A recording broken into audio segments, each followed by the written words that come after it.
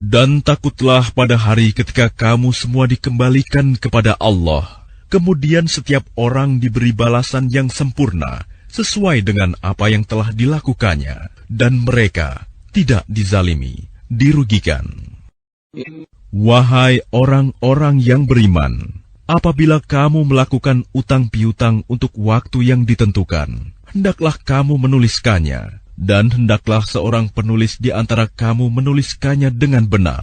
Janganlah penulis menolak untuk menuliskannya, sebagaimana Allah telah mengajarkan kepadanya. Maka hendaklah dia menuliskan, dan hendaklah orang yang berutang itu mendiktekan, dan hendaklah dia bertakwa kepada Allah, Tuhannya, dan janganlah dia mengurangi sedikit pun daripadanya. Jika yang berutang itu orang yang kurang akalnya atau lemah keadaannya, atau tidak mampu mendiktekan sendiri, maka hendaklah walinya mendiktekannya dengan benar, dan persaksikanlah dengan 2 orang saksi laki-laki di antara kamu.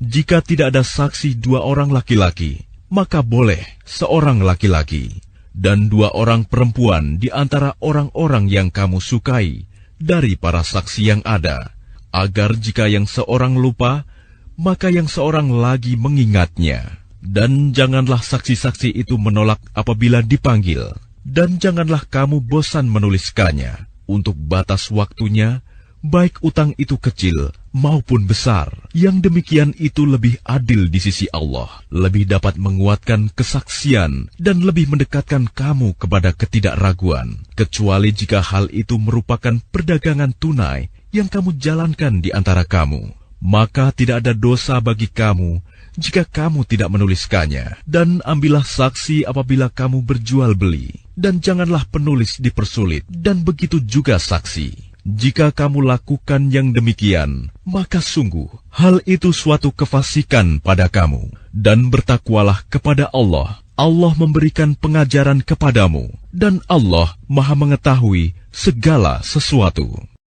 Dan jika kamu dalam perjalanan sedang kamu tidak mendapatkan seorang penulis, maka hendaklah ada barang jaminan yang dipegang.